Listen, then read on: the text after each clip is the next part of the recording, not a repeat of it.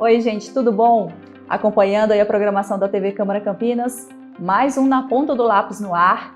E eu vou te dar uma informação aqui que eu não sei se você está sabendo, mas a partir de julho vai ter uma alteração nas tarifas elétricas. Pois é, a conta de energia está pesando no bolso do brasileiro e hoje a gente vai falar um pouco sobre esse impacto dessa mudança da tarifa que foi autorizada pela Agência Nacional de Energia, a ANEEL, e quem vai conversar com a gente é o economista Marco Antônio Rocha. Marco, obrigado pelo seu tempo e dividir aí seu conhecimento com a gente. Agradeço o convite e saudações a todos que estão acompanhando a gente na TV Câmara. Marco, para começar, a gente às vezes escuta a bandeira amarela, a bandeira verde, a tarifa e tudo mais, mas muita gente não entende do que se trata essas tarifas e do que essas mudanças na bandeira. Você pode explicar um pouquinho para a gente? Sem problema. As bandeiras, elas sinalizam, na verdade, o valor, né, do quilowatt-hora que você está pagando e a progressividade em relação à quantidade de energia que você vai utilizar. Então a gente tem a bandeira verde, a bandeira amarela, a bandeira vermelha, e dentro da bandeira vermelha tem dois níveis de bandeira vermelha, a bandeira vermelha 1 e a bandeira vermelha 2. A bandeira verde é quando há uma demanda baixa de energia e uma capacidade de geração de energia pelo sistema que está acima dessa demanda. Quando esse ato vai diminuindo, né, quando essa diferença vai diminuindo, ou seja, a geração de energia fica mais comprometida em relação ao aumento da demanda e a geração de energia depende de uma geração mais cara, que vem, por exemplo, das usinas termoelétricas e não das hidrelétricas, a gente vai migrando da bandeira verde para até a bandeira vermelha. Nessa migração se paga não só um quilowatt-hora mais caro, mas também você tem um maior aumento em relação ao quanto de energia você está utilizando. Então, por exemplo, no nível 2 da bandeira, quanto mais energia você usar, você também vai pagar mais caro o quilowatt-hora. Isso é uma forma que o governo encontrou para desincentivar a utilização de energia em momentos onde o sistema de geração está sobrecarregado. Então, é a forma de tentar repassar esse aumento de custo para os consumidores, mas também sinalizar para os consumidores que eles devem consumir menos energia. E quais são os fatores que fazem com que haja essa mudança da tarifa? Porque a Agência Nacional de Energia, então, tem uma abrangência aí territorial. Quais são os fatores? É a natureza? É o período do ano? Sim, nesse caso, assim, quando a gente está falando de migrar, por exemplo, da bandeira verde para a bandeira vermelha, o que afeta, o que causa essa migração está relacionado justamente com a energia que está sendo despachada em termos de geração. Então, por exemplo, períodos de maior seca, como é o inverno, acaba se recorrendo mais às usinas termoelétricas e isso acaba gerando também um encarecimento da energia que é gerada, o que faz que a gente se movimente da bandeira verde para a bandeira amarela ou para a bandeira vermelha. No momento atual, quer dizer, essa autorização de aumento que a ANEEL deu, ela se refere a um aumento do quilowatt-hora para todas as bandeiras. Então, a causa disso está relacionada ao que causa, por exemplo, essa migração entre as bandeiras. Mas a causa disso está relacionada, né, em primeiro lugar, a uma certa recomposição da inflação em 2020, 2021 e o que está projetado para 2022. Em segundo lugar, principalmente alguns estados que vão ter esse reajuste ainda mais elevado, a recomposição do represamento do aumento das tarifas por conta da pandemia em 2020. Né, que existia toda uma discussão sobre como ia ser feito esse repasse, isso foi autorizado pela ANEEL. Então, nesse momento, são esses dois fatores que estão incidindo sobre esse reajuste generalizado sobre todas as bandeiras. Então não é nem tanto uma questão climática, porque a gente não está tendo essa migração de bandeira e até onde a gente sabe, parece que a gente também não vai ter que chegar até a bandeira vermelha, né? Os reservatórios estão cheios, onde existe uma certa capacidade de geração de energia pelas hidrelétricas, mas a ANEEL, na verdade, autorizou a recomposição do valor das tarifas em relação à inflação desses anos anteriores para as empresas geradoras, né? Então isso que está causando esse reajuste aí generalizado. É a questão da situação econômica que se abateu no Brasil e no mundo todo. Sim, é a questão da situação econômica, quer dizer, a gente tem que lembrar que a gente vive numa economia que ainda tem uma memória inflacionária relativamente alta, vindo lá dos anos 80. Isso se reflete em um certo número do que a gente chama de indexadores da economia. Eu acho que a população facilmente entende quando a gente se refere aos aluguéis. O IGPM é o indexador do aluguel. As tarifas também têm seus indexadores. Isso é um mecanismo típico de economias que passaram por processos inflacionários. Esses indexadores são formas de resguardar os contratos.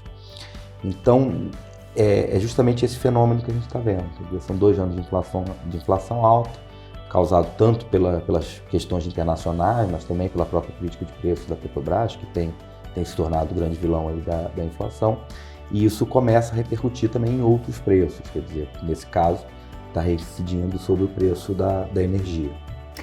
E vamos falar um pouco sobre esse valor desse reajuste. A partir de julho vai estar autorizado esse reajuste. De quanto a gente está falando?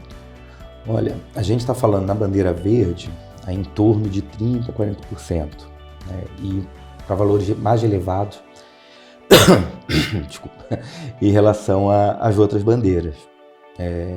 Se a gente pensar que a gente vai ficar aí na bandeira verde até o final do ano, a gente está falando de reajuste em torno da casa de 40%, o que é bem significativo, ainda levando em consideração, primeiro, o índice de inflação que já vem alto nos anos anteriores.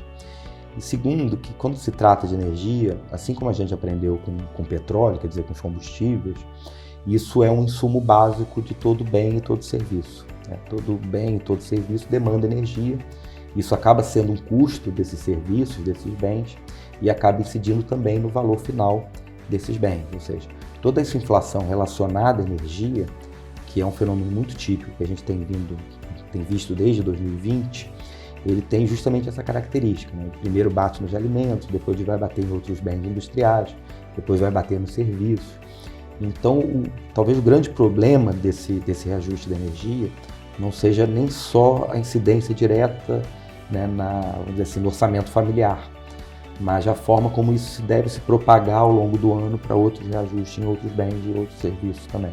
Eu ia perguntar sobre isso, sobre o impacto no orçamento da família, porque pode chegar até 40%, 40% é um valor bem alto.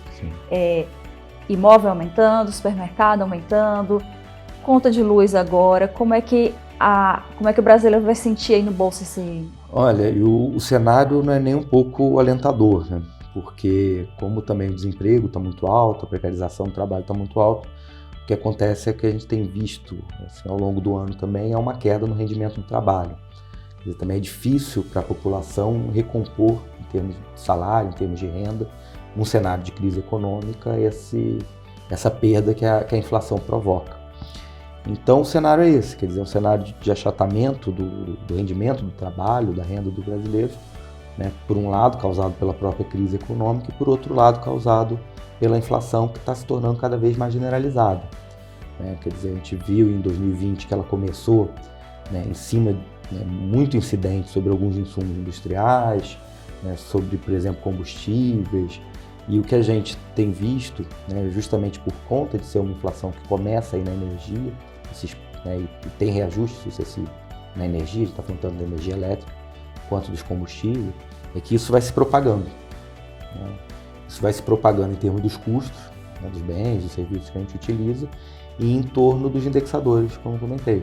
Vai bater no preço do aluguel também, vai bater no preço dos transportes públicos, vai bater no preço das outras tarifas, que acaba criando um certo mecanismo de repasse e de prolongamento desse cenário inflacionário.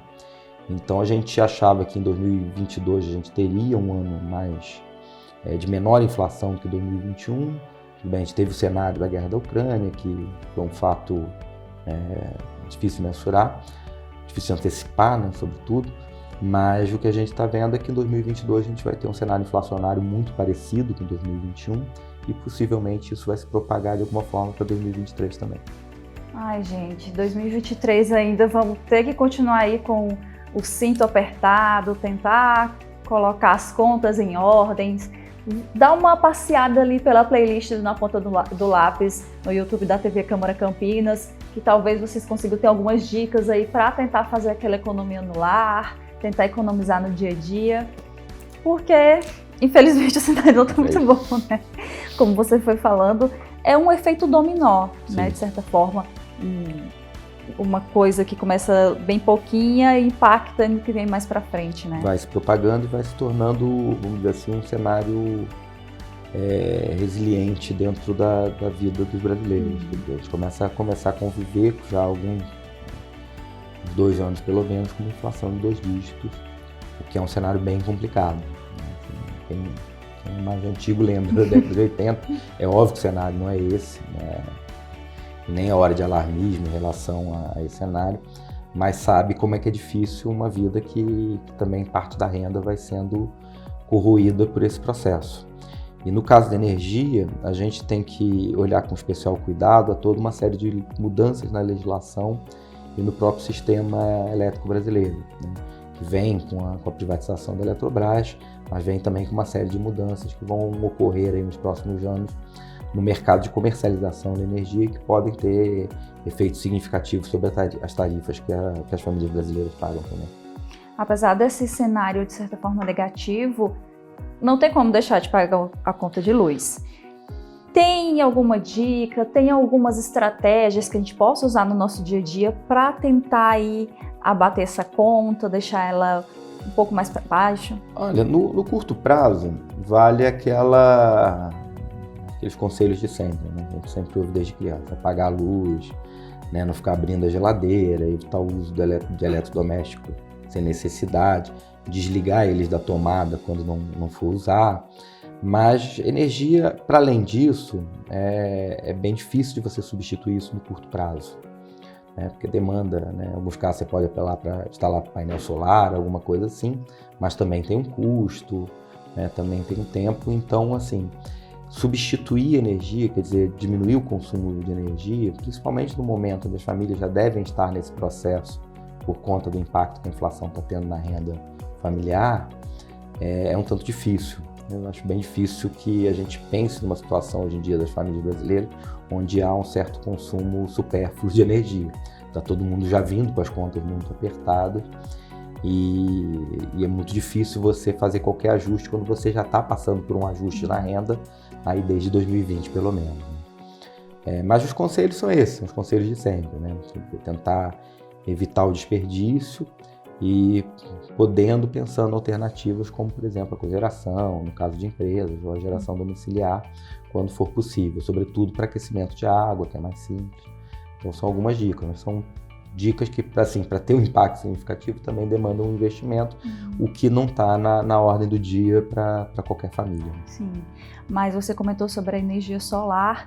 Quem tem condições de investir nesse tipo de energia para a sua casa, vale a pena, mas no caso não seria a curto prazo, né? Como você falou, é uma coisa de impacto mais para frente, mas vale a pena? Olha, todo caso tem que ter uma análise um pouco mais cuidadosa, mas o cenário, eu posso falar assim, o cenário daqui para frente aponta para um aumento contínuo do preço da energia.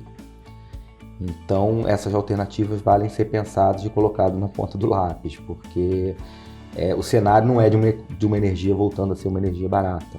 Primeiro, por uma questão ambiental, porque cada vez mais o custo de oportunidade, né, o custo social de utilizar combustíveis fósseis fica mais elevado. Isso vai ter um impacto nos próximos anos em relação ao preço da energia também. E reduzir esse consumo também, a gente está fazendo um bem para o nosso planeta, também é um caso de se pensar.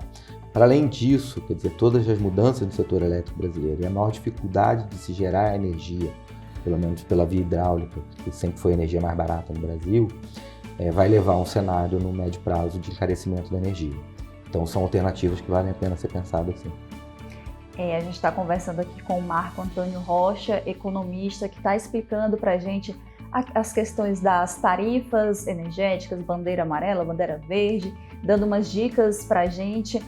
Marco, se você quiser deixar mais uma dica ou mais uma informação que poderia ter sido interessante falar e eu não abordei, eu deixo esse momento para você. Não, eu acho que a gente passou por um grupo grande de pontos que são importantes, né? Acho que vale todo mundo acompanhar, né, o que está sendo debatido, não só a economia como um todo, mas sobretudo em relação a essas mudanças no setor elétrico brasileiro e entender um pouco como é que isso vai mudar não só a forma da gente consumir energia, o quanto a gente paga por ela, mas também toda a forma como o consumo de energia impacta na nossa vida. Marco, obrigada pelo seu tempo, por dividir esse conhecimento aqui com a gente. O Na Ponta do Lápis de hoje encerra aqui, mas como eu sempre falo, você pode revisitar os programas no YouTube da TV Câmara Campinas. Se ficou alguma coisa que não entenderam bem, se tiver uma sugestão de pauta, manda para o WhatsApp da gente, que a gente produz um VT, uma matéria, um programa, para deixar você sempre mais informado. Na Ponta do Lápis encerra aqui, mas eu te encontro na próxima edição. Até a próxima!